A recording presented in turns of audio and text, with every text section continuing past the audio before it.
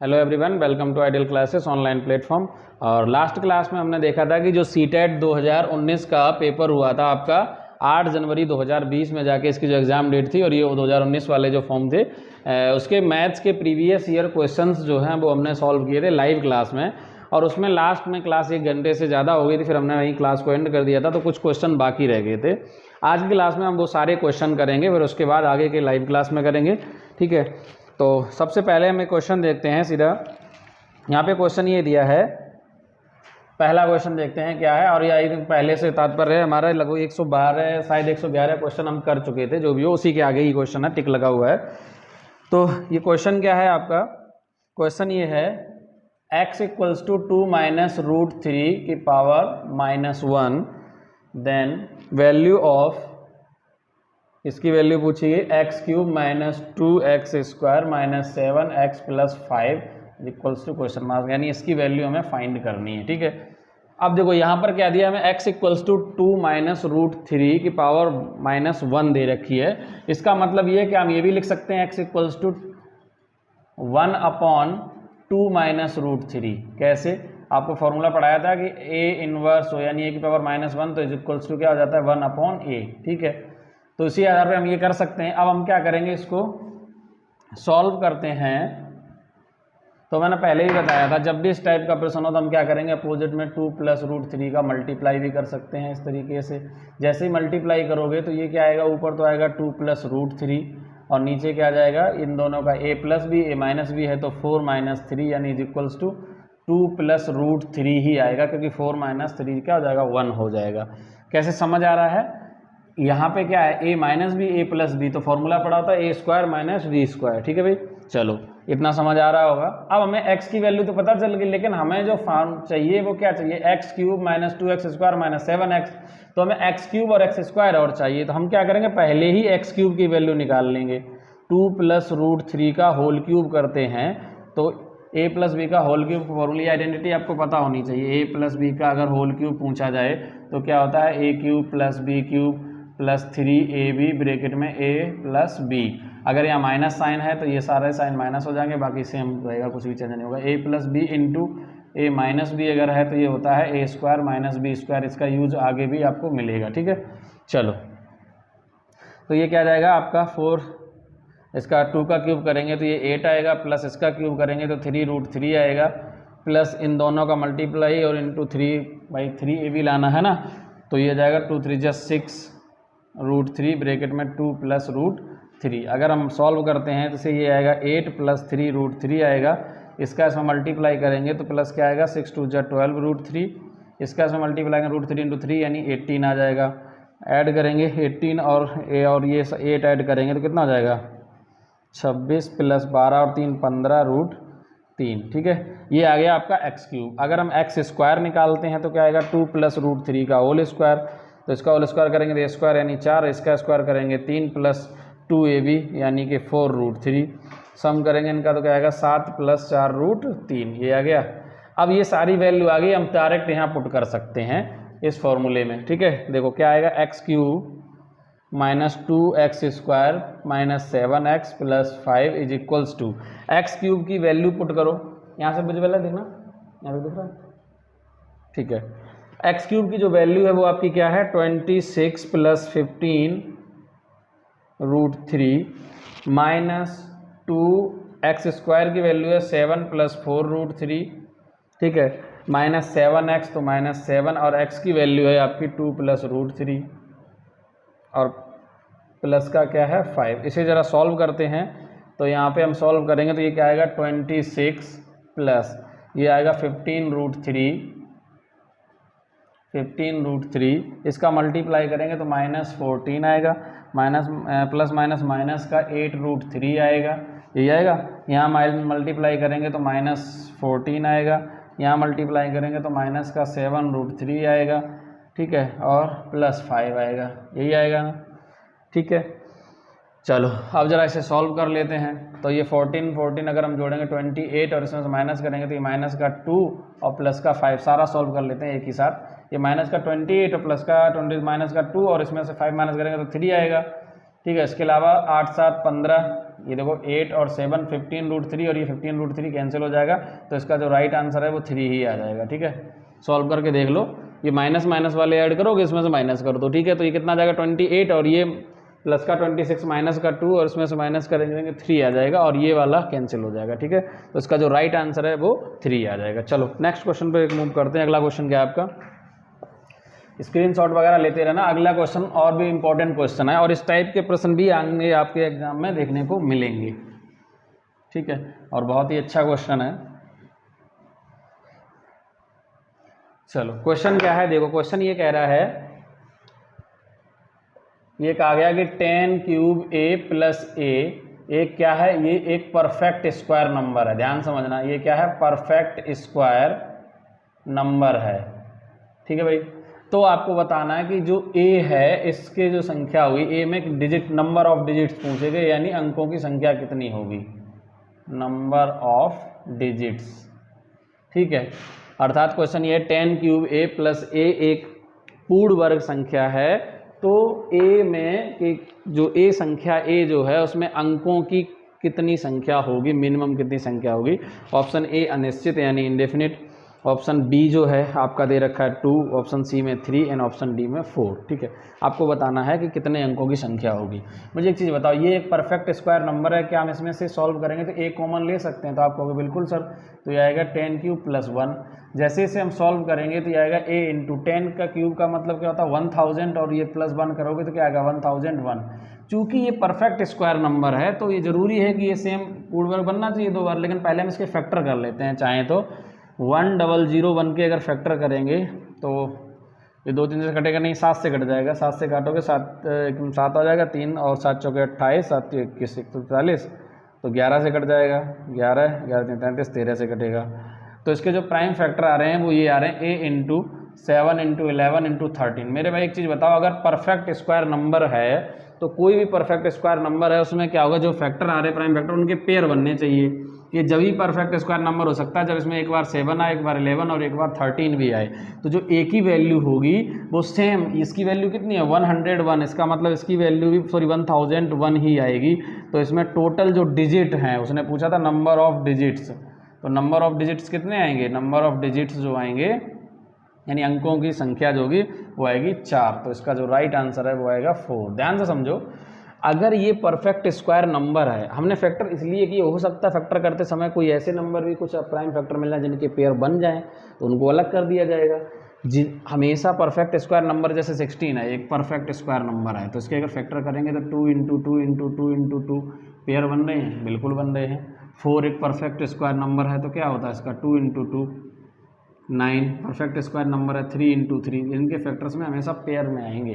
तो वैसे ही अगर ये परफेक्ट स्क्वायर नंबर है तो इसके लिए कंपलसरी है कि 7 भी डबल होना चाहिए, 11 भी और 13 भी। तो दोबारा से 7 × 11 × 13 करोगे, ये इसी के तो इक्वल आ जाएगा, तो 1001 चाहिए। तो इसमें टोटल नंबर ऑफ डिजिट्स जो हैं वो कितने हैं 4, तो राइट आंसर आ जाएगा 4। ठीक है, चलो अगला क्वेश्चन देखते हैं। क्वेश्चन सारे इंपॉर्टेंट है। एक क्वेश्चन है कि पिता एवं पुत्र की वर्तमान आयु का योग 68 ईयर्स है। 8 वर्ष बाद उनकी आयु का अनुपात जो है वो 12:1 था, 8 वर्ष पूर्व सॉरी। तो 4 वर्ष बाद उनकी आयु का अनुपात क्या होगा। ये रेशियो एंड प्रोपोर्शन का क्वेश्चन है, बहुत ही ईजी क्वेश्चन है। चलो तो अगर किसी को भी रेशियो एंड प्रोपोर्शन या जो भी आपके सीटेट में प्रश्न है तो उनकी प्लेलिस्ट पूरी मैथ की है, आप चाहें तो वहाँ से क्लास अटेंड कर सकते हैं। अनुपात समानुपात की भी है, एवरेज से क्वेश्चन आते हुए एवरेज की भी आपको प्लेलिस्ट है, परसेंटेज से क्वेश्चन आते हैं, परसेंटेज पे भी लेक्चर पड़े हुए हैं, तो आप अटेंड कर सकते हैं और आपके क्वेश्चन पूरे पूरे सोल्व हो जाएंगे। तो यहाँ क्या, पिता और पुत्र की वर्तमान आयु का योग, फादर एंड सन, इन दोनों की जो वर्तमान आयु का योग है वो है 68 ईयर्स। ध्यान से समझना। फिर कह रहा है कि 8 वर्ष पूर्व उनकी आयु का अनुपात इतना था। फादर और सन जो हैं 8 वर्ष पहले उनकी जो आयु का अनुपात था वो कितना था, वो था 12:1। ध्यान समझो। तो अगर मैं वर्तमान में आऊँगा, देखो ये कब का, ये पास्ट का है, पास्ट से आता है फिर प्रेजेंट आता है। तो प्रेजेंट में अगर इन्हें लाऊंगा क्योंकि 8 वर्ष पहले है तो ये रेशियो हो जाएगा 12:8, 8 बढ़ जाएगी। इसके भी क्या होगा 1:8 हो जाएगी, यानी जो वर्तमान में रेशियो आएगा वो इतना आना चाहिए। ठीक है, R4 रेशियो, यानी कुछ लोग x लेते हैं, कुछ लोग a लेते हैं, कुछ भी ले सकते हैं, ठीक है। अब क्या कह रहा है, 4 वर्ष बाद उनकी आयु का अनुपात क्या होगा, ये क्वेश्चन में पूछा गया है। ये आ गया प्रेजेंट में, तो प्रेजेंट में उनकी जो आयु का योग है वो कितना है 68। अगर हम इन दोनों को जोड़ते हैं तो 12 और 1 13 रेशियो आएगा, 8 और 8 16 आएगा, इज इक्वल्स टू 68 आएगा। ये 16 इधर चले जाएंगे माइनस के, तो ये 13 रेशियो इज इक्वल्स टू, अगर हम यहाँ से घटाते हैं कितना आ जाएगा 52, 52, 13 से काटते हैं 13 चौके 52, यानी 1 रेशियो की वैल्यू आ गई आपकी ये। पूछा गया वर्तमान का अनुपात, तो 1 रेशियो की वैल्यू पता है, तो 12 रेशियो के 12 चौके 48, 48 प्लस 8 अनुपात कितना हो जाएगा यहाँ 4 प्लस 8। अगर हम रेशियो निकालेंगे तो ये कितना आ जाएगा 8 8 16 की 6, 5 1 56 रेशियो 12, ठीक। काट भी सकते हैं 4 से, 4 3 12, 4 से काटोगे 4 1 4, 4 के 16, आंसर आएगा 14 रेशियो 3, यही आंसर है, ठीक है भाई। 14 रेशियो 3 इज करेक्ट आंसर, यानी पिता और पुत्र की जो वर्तमान आयु है वो कितनी आएगी 14 रेशियो 3।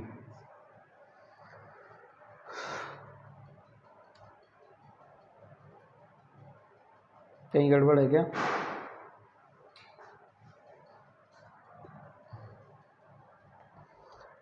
बारह 13 ये जाएगा उधर माइनस करेंगे तो कितना आएगा यहाँ से 2, ठीक है। 52 13 चौके 52, तो यहाँ पे रखेंगे। प्रेजेंट की पूछी है 4 वर्ष बाद, ओह सॉरी, ये रेशियो प्रेजेंट का है, क्वेश्चन में पूछा गया 4 वर्ष बाद का, ठीक है। 4 वर्ष बाद जो उम्र होगी तो यहीं पे ऐड कर लो, 4 वर्ष बाद उनकी एज जो है वो 4 4 और बढ़ जाएगी, ठीक है। ये जो हमने रेशियो निकाला था जो 56 और 12 था, ये कब है, ये वर्तमान का है।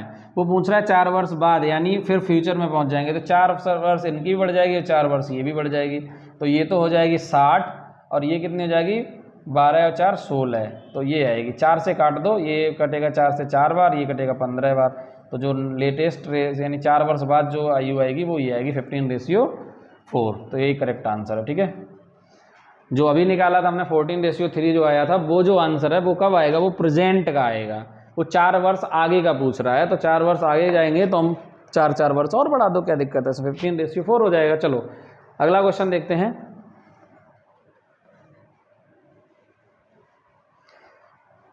नेक्स्ट क्वेश्चन जो है वो आपका है क्वाड्रेटिक इक्वेशन से है, और ये क्वेश्चन आपको बाकायदा क्लास 10th में मिल जाएगा। 10th क्लास का ही सीधा क्वेश्चन है, मैंने बताया भी था 10th क्लास से और 9th क्लास की NCERT अगर आप पूरे कर लेते हैं, 10th की तो 9 10 तो मस्ट है ही, लेकिन इसके साथ अगर आप 8th से लेकर 10th तक की अगर मैथ्स की NCERT अगर आप पूरी कवर कर लेते हैं अच्छे ढंग से, तो आपको CTET के लिए कुछ भी एक्स्ट्रा पढ़ने की ज़रूरत नहीं है, ठीक है।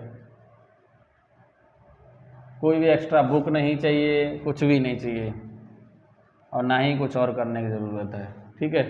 आप सिर्फ और सिर्फ 8th से लेकर 10th तक की NCERT कर लो मैथ्स की, CTET आराम से आपका जूनियर लेवल में पूरा का पूरे क्वेश्चन जो है वो वहीं से मिल जाएंगे। उसी पे बेस्ड क्वेश्चन ही आते हैं, टाइप चेंज हो सकता है, तो टाइप चेंज वैल्यू चेंज हो सकती है। जैसे क्वेश्चन क्या कह रहा है ax², नेक्स्ट क्वेश्चन है आपका abx² is equals to a² plus b² plus 2ab bracket में क्या है x माइनस 1 के मूलों के व्युत्क्रमों का योग, ठीक है। सम ऑफ रेसिप्रोकल ऑफ रूट्स, तो क्या चाहिए, मूलों के व्युत्क्रमों का योग चाहिए। आपको पता है ये एक द्विघात समीकरण है क्योंकि x² के फॉर्म में लिखा, पहले हम 16 इसे सॉल्व कर लेते हैं, उसके बाद आगे की चीज़ें करेंगे कंटिन्यू। देखो ये आएगा abx², इसे हम चाहें तो क्या ये लिख सकते हैं a प्लस बी का होल स्क्वायर, यही दिया था ना ab², हाँ ठीक है।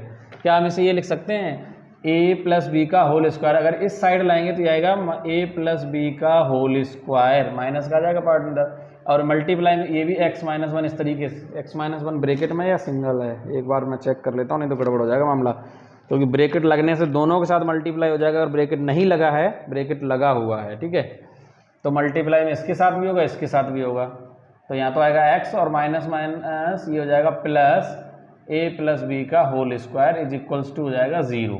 ये बन गया आपका एक क्वाड्रेटिक इक्वेशन, ठीक है। अगर हम इसकी कंपेयर करें तो हमें देखो पहली चीज़ कही मूलों के व्युत्क्रमों का योग चाहिए, तो अगर हम इसके मान लेते हैं कि जो मूल हैं वो अल्फ़ा और बीटा हैं, तो इनके व्युत्क्रम करेंगे तो क्या आएगा 1/α प्लस 1/β, यही तो आएगा। तो यही फाइंड करना है। इन दोनों का अगर हम एलसीएम लेते हैं तो नीचे क्या आएगा, अल्फा इंटू बीटा, यहाँ चलेंगे तो ये क्या आएगा, अल्फा प्लस बीटा, यहाँ पे आ जाएगा beta plus alpha, alpha plus beta है बीटा प्लस अल्फा, क्योंकि योग है तो कोई अंतर पड़ेगा नहीं। अब मुझे बताओ अल्फा प्लस बीटा क्या होता है, मूलों का योग, तो मूलों का योग का जो फॉर्मूला क्या होता है, -v/a। तो यहाँ पर फॉर्मूला लगाओगे, फॉर्मूला क्या होता है, जो क्वाड्रेटिक इक्वेशन होता है ना, क्वाड्रेटिक इक्वेशन क्या होता है, ax² + bx + c = 0।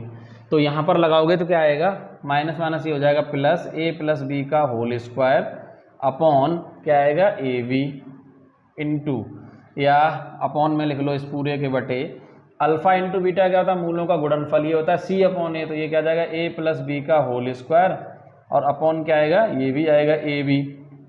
जरा इसे सॉल्व करो तो ये आएगा a + b का, चाहो तो पूरा ही पूरा कट रहा है, सेम है तो डायरेक्ट काट लो, ये पूरा ही कैंसिल हो जाएगा, = क्या आएगा 1, यही आंसर है। ठीक है, क्योंकि यहाँ पे गुणनफल और योगफल सेम आ रहा है। चलो यही आपका करेक्ट आंसर आ जाएगा, यहाँ पे जो वैल्यू आएगी वो क्या आएगी, 1 आएगी। ठीक है, चलो अगले क्वेश्चन पे चलते हैं। अगला क्वेश्चन भी इम्पोर्टेंट है। अगला क्वेश्चन जो है ये भी आपका क्लास 10th की पूरी एनसीईआरटी में अगर देखेंगे तो फर्स्ट चैप्टर में ही ये क्वेश्चन मिल जाएगा आपको। सीबीएसई बोर्ड की अगर एनसीईआरटी की बुक उठाते हैं तो वहीं पे क्वेश्चन, बस इतना अंतर है कि हम यहाँ पे हिंदी में कर रहे हैं तो वो कोई दिक्कत प्रॉब्लम है नहीं, बस एनसीईआरटी में ही आपके क्वेश्चन दिया हुआ है। कोई भी प्राकृतिक संख्या m के लिए, कोई नेचुरल नंबर है और m के लिए क्या बताना है, m ब्रैकेट में m+2 और m+4 हमेशा भाज्य होगा, हमेशा भाज्य होगा। वो कह रहा है n जो है वो m क्या एक प्राकृतिक संख्या है, नेचुरल नंबर है, उसके लिए ये किससे भाज्य होगा, कोई भी अंक होना चाहिए। अब यहाँ ऑप्शन में आपके अलग अलग वैल्यू दे रखी है, तो हम इसे चेक कर लेते हैं क्या प्रॉब्लम है। हम ले लेते हैं m = हम 1 2 3 ... इस तरीके से पुट कर सकते हैं। जब हम m = 1 पुट करेंगे तो m ब्रैकेट में m+2 और m+3 की अगर वैल्यू निकालेंगे, m+4 है सॉरी, तो वैल्यू निकालेंगे तो क्या आएगा, यहाँ पे आएगा 1 की जगह 1 इंटू यहाँ 1 रखेंगे तो 3 इंटू यहाँ 1 रखेंगे तो 5। तो यहाँ पे देखो एक नंबर जो आया है वो 1 से डिविजिबल है, 3 से और 5 से।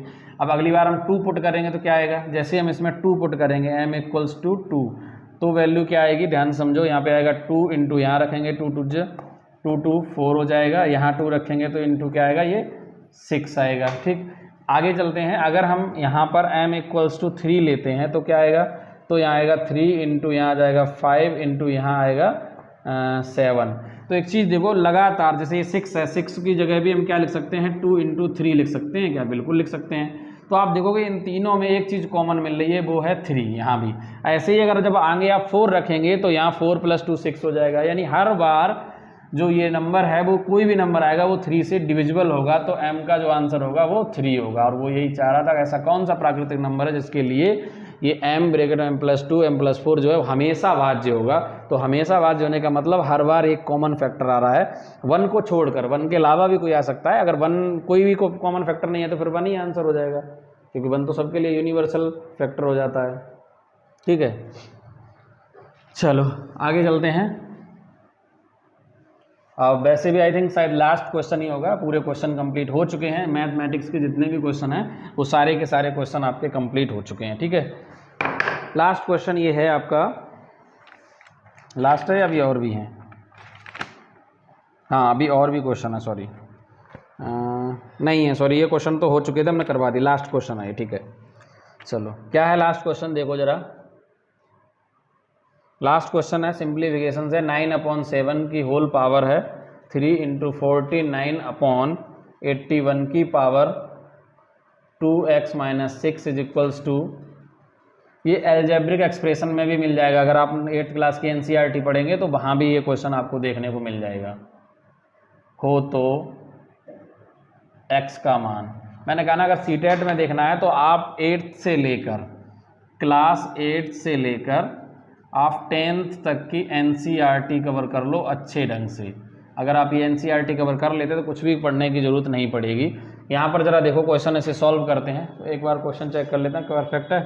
9/7 की पावर 3, 49/81 की पावर ये 7/9, ठीक है। चलो ज़रा देखो यहाँ से, अब अगर हम इसे सॉल्व करते हैं तो चाहें तो हम इस वैल्यू को उधर भी ले जा सकते हैं, इसके अपॉन में ले जाएंगे तो ये क्या आ जाएगा, यहाँ तो आएगा 49/81 की power 2x minus 6 is equals to, यहाँ आएगा 7/9 की पावर कितनी आएगी ये 9।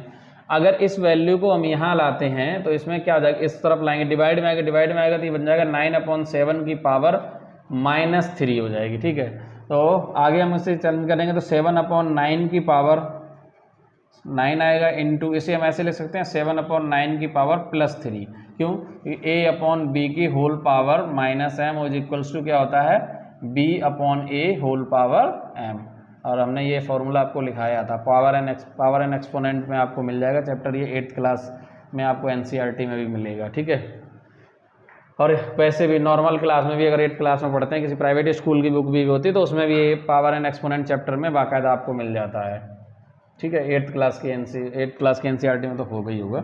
चलो आगे से सॉल्व कर, इसे क्या कर सकते हैं हम 7 × 7 कर सकते हैं क्या, बिल्कुल कर सकते हैं। इसे कर सकते हैं 9 × 9 और इसकी होल पावर कितनी आएगी ये 2x माइनस 6। ठीक है, ये आगे कितना हो जाएगा, इसे देखो ये हो जाएगा 7/9 पावर 2, तो एक फार्मूला होता है a की power m into whole power n हो तो क्या हो जाएगा a की पावर m इंटू n बन जाता है। ठीक है, तो यहाँ भी हम कर सकते हैं 7/9 की पावर आएगी 2 इंटू, भाई ये 2 बनेगा, ये बनेगा 2x minus 6 is equals to, ये दोनों में क्या है a की पावर m इंटू a की पावर n, तो ये हो जाएगा a की पावर m प्लस n। देखो दोनों के बेस सेम है तो पावर जुड़ जाएंगी, तो ये हो जाएगा 7/9 की पावर 9 + 3 करेंगे 12 आएगा। अब इसे सॉल्व कर लो, दोनों इसके एक फॉर्मूला ये भी होता है a की power x is equals to हाँ a की पावर बाई, देन क्या होता है x is equals to Y. ठीक है, ये कंडीशन बनती है। तो यहाँ दोनों में बेस सेम है, पावर डिफरेंट लिखी थी, क्या आ जाएगा 2 × 4x बनेगा, ये -12 बनेगा इज इक्वल्स टू, ये क्या आएगा 12। तो यहाँ से हम 4x निकालेंगे तो ये 12 उधर चला जाएगा इज इक्वल्स टू 24 आएगा, 4 से काटेंगे तो 6 आएगा, तो यहाँ से आंसर आ जाएगा x इक्वल्स टू 6, यही करेक्ट आंसर है। ठीक है, तो ये था आपका लास्ट क्वेश्चन। ठीक है, इसमें टोटल ये पावर एंड एक्सपोनेंट चैप्टर से था और 8th क्लास में पावर एंड एक्सपोनेंट चैप्टर है। तो मैंने पहले भी बोला था कि आपको अगर मैथ्स की NCERT 8 से लेकर अगर 10 तक कर लेते हैं, कुछ लोग तो 6 से बोलते हैं, 6 से करने की ज़रूरत नहीं है। अगर आपको प्राइमरी लेवल देना है तो 6 से करने की ज़रूरत है, लेकिन जूनियर लेवल के लिए हमें नहीं लगता, क्योंकि 8th में सारा सिलेबस कवर हो जाता है। ठीक है, 8th और 9th 10th, ठीक है, ये NCERT अगर आप कर लेंगे तो जूनियर लेवल के मैथमेटिक्स में कोई प्रॉब्लम नहीं आएगी। इसके साइंस की भी NCERT कर लो तो वहाँ भी कोई प्रॉब्लम नहीं आएगी, क्योंकि साइंस के क्वेश्चन भी सारे के सारे वहीं से मिलते हैं, टोटल क्वेश्चन। ठीक है, आप एक बार करके देखो, क्वेश्चन देखो, NCERT बुक में देखो, अगर आपको मिलते हैं तो मैं तो प्रमाण भी दिए हैं, क्वेश्चन जो है वो NCERT में है ऑलरेडी, और ये क्वेश्चन भी वहाँ मिल जाएगा। नहीं तो बहुत सी 8th क्लास की बुक में ये क्वेश्चन अवेलेबल है, कहोगे मैं स्क्रीनशॉट शेयर भी कर दूंगा, बाकायदा आपको फ़ोटो खींच के टेलीग्राम चैनल पे भी भेज दूंगा। तो NCERT में आपको कुछ भी करने की जरूरत नहीं है, NCERT करो, बेहतर ढंग से आपका पूरा सिलेबस कवर हो जाएगा। ठीक है, तो आज की क्लास पूरी यहीं पे फिनिश होती है, क्योंकि सारे क्वेश्चन आपके कवर हो चुके हैं। तो जो लोग भी चैनल को सब्सक्राइब अभी तक नहीं किए तो चैनल को सब्सक्राइब कर लो, बेल आइकन पर क्लिक करो ताकि आपके पास लेटेस्ट अपडेट पहुँचे सबसे पहले। Thank you.